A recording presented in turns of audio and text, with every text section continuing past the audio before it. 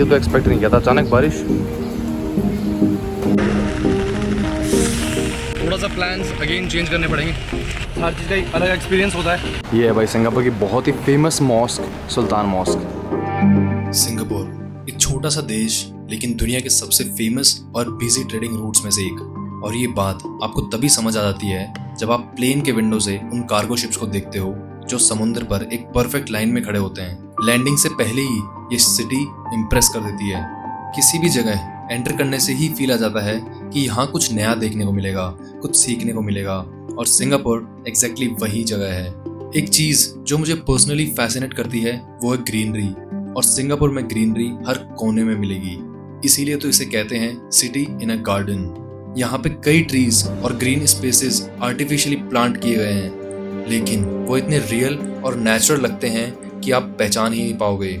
और सिर्फ बाहर ही नहीं, सिंगापुर का एयरपोर्ट भी एक एक्सपीरियंस है। यहाँ है एक अलग ही दुनिया।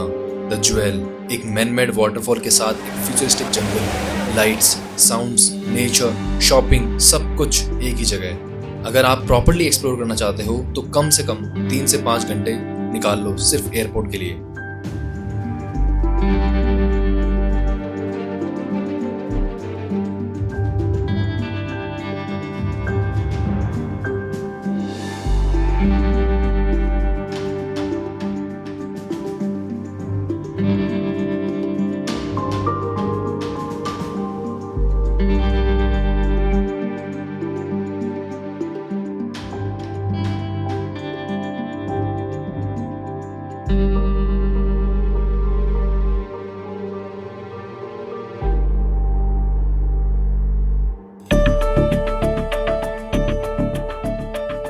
एयरपोर्ट एक्सप्लोर करने के बाद मैं निकला MRT स्टेशन की तरफ।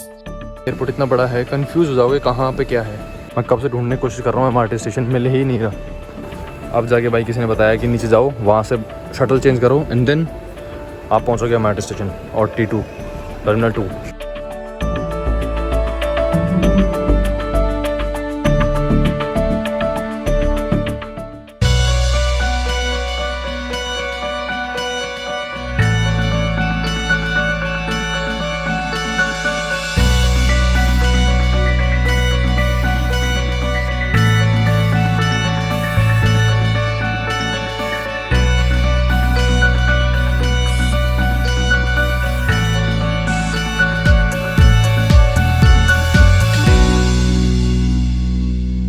अगर आप सिंगापुर में ट्रैवलर हो तो MRT सबसे बेस्ट ऑप्शन है सिटी एक्सप्लोर करने के लिए। Clean, fast and super convenient. आपको सिर्फ एक MRT पास चाहिए होता है जो आपके स्टे की ड्यूरेशन पे डिपेंड करता है। 1 दिन, 2 दिन, 3 दिन और कुछ हफ्तों तक के पास भी अवेलेबल हैं। और इससे आप अनलिमिटेड ट्रैवल कर सकते हो MRT और बसेस में। MRT इज लाइक सिंगापुर की मेट्रो, एंड सिंगापुर की मेट्रो और बसेस ऑल ओवर सिंगापुर हर जगह वेल कनेक्टेड है। सिंगापुर की सिर्फ शुरुआत थी ये। सिटी के हर कोने में कुछ एक्साइटिंग और इंस्पायरिंग छुपा है। चलिए इस जर्नी को आगे ले चलता हूँ। मैं हूँ विजय सिंह और आप देख रहे हो Singh sightings. Let's explore Singapore one frame at a time.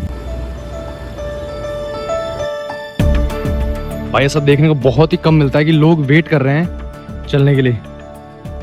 ये है भाई बुटीक होटल। बहुत ही छोटे क्यूट से होटल होते हैं। मतलब यहाँ पे आपको पावर बैंक वगैरह सब कुछ मिल जाएगा अपना स्पेस रखने के लिए और चार्जिंग के लिए। तो मोस्टली जो लोग सिंगापुर आते हैं सोलो वो यही प्रेफर करते हैं बिकॉज काफ़ी चीप होते हैं कंपेयर टू होटल।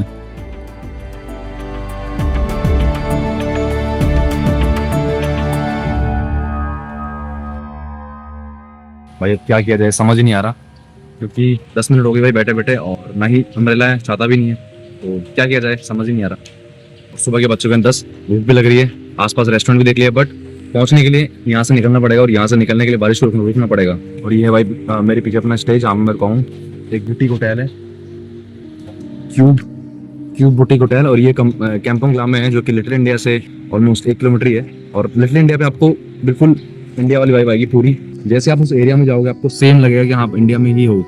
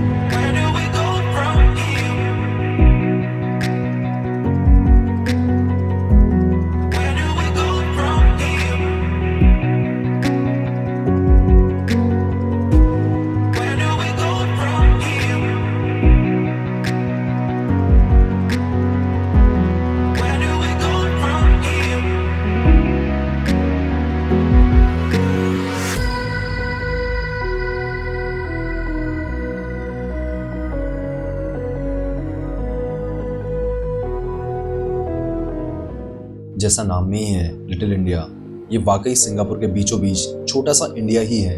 यहाँ आके ऐसा लगता है जैसे इंडिया अपने साथ लेके आए हो, बस थोड़ा ज़्यादा क्लीन और ऑर्गेनाइज्ड वर्जन। ये एरिया एक कल्चरल एक्सप्लोजन है, रंग, खुशबू, म्यूजिक और इमोशंस का एक अलग ही वाइब है। आपको यहाँ हर कॉर्नर पे इंडिया का एसेंस मिलेगा, चाहे वो साउथ इंडिया टेम्पल हो, पंजाबी पराठा स्टॉल हो या फिर एक कलरफुल साड़ी शॉप। यहाँ श्री वीरामा कल्यामन टेम्पल है जो कि 1881 में बनाया गया था और ये सिंगापुर का सबसे पुराना हिंदू मंदिरों में से एक है। टेम्पल का आर्किटेक्चर इतना ब्यूटीफुल है कि आप देखते ही रह जाओगे। वेल यहीं पे जैसे इंडिया में साइड में शॉप्स होती हैं, वैसे यहाँ लिटिल इंडिया आर्केड बना हुआ है। यहाँ आपको मिलेगी छोटी छोटी दुकानें जहाँ से आप स्पाइसेस, ज्वेलरी, सोवेनिर्स और इवन मेहंदी भी लगवा सकते हो। सब कुछ जो हमारे यहाँ स्टॉल्स में होता है। यहाँ का खाना सिर्फ इंडियन नहीं, इमोशन है। सिंगापुर में रहते हुए भी यहाँ आके आपको अपने घर का टेस्ट मिलता है।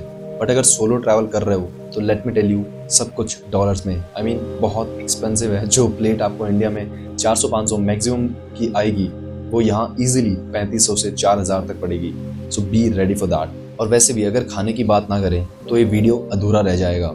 और यहाँ आपको बहुत सारे ऑथेंटिक इंडियन रेस्टोरेंट्स मिल जाएंगे। मुझे तो यहाँ का मसाला डोसा और चाय देखते ही भूख लग गई, क्योंकि इससे पहले मैं फिलीपींस में था एंड वहाँ वेज ऑप्शंस लिटरली जीरो थे।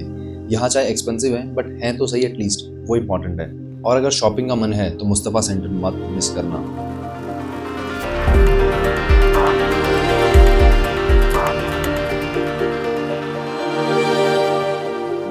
ये 24/7 खुला रहता है और यहाँ आप इलेक्ट्रॉनिक्स से लेके इंडियन ग्रोसरीज तक सब कुछ ले सकते हो। एकदम इंडियन बाजार वाइब्स। यहाँ शॉपिंग कभी खत्म नहीं होती। यहाँ इलेक्ट्रॉनिक्स से लेके perfumes, clothes, gold, Indian spices सब कुछ मिलता है। और ये एक बजट शॉपिंग का अल्टीमेट डेस्टिनेशन है। ऑल्दो मुझे कुछ भी बजटेड वहाँ नहीं मिला। इनफैक्ट जो साइड में स्टॉल्स होती हैं वो ज़्यादा कंपैरेटिवली चीप हैं, बट स्टिल काफ़ी लोग विजिट करते हैं, तो इसलिए if you are going so you can go there. Well little India सिर्फ एक टूरिस्ट स्पॉट नहीं, ये एक फीलिंग है, एक रिमाइंडर है कि हम कहीं भी चले जाएं, अपने रूट्स को कभी भूल नहीं सकते। और इस एरिया में आपको सभी हिंदी बोलने वाले लोग ही मिलेंगे। एंड जैसे सिंगापुर में कनेक्टिविटी बहुत अच्छी है, तो आप मेट्रो से इजीली आ सकते हो, इवन बस स्टॉप से भी आप इजीली आ सकते हो। लिटिल इंडिया का मेट्रो स्टेशन भी है और बस स्टैंड भी है। जैसे इंडिया के लिए लिटिल इंडिया है, वैसे चाइना के लिए चाइना टाउन है। वहाँ आपको मोस्टली चीज़ें चाइनीज़ और तिब्बतियन वाली मिलेंगी। तो दोस्तों ये था एक छोटा सा सफ़र सिंगापुर के दिल लिटिल इंडिया में। I hope you liked it. If yes then like, comment और सब्सक्राइब द चैनल। मिलते हैं नेक्स्ट वीडियो में एक नए डेस्टिनेशन के साथ। तब तक के लिए सिंग साइटिंग साइनिंग ऑफ।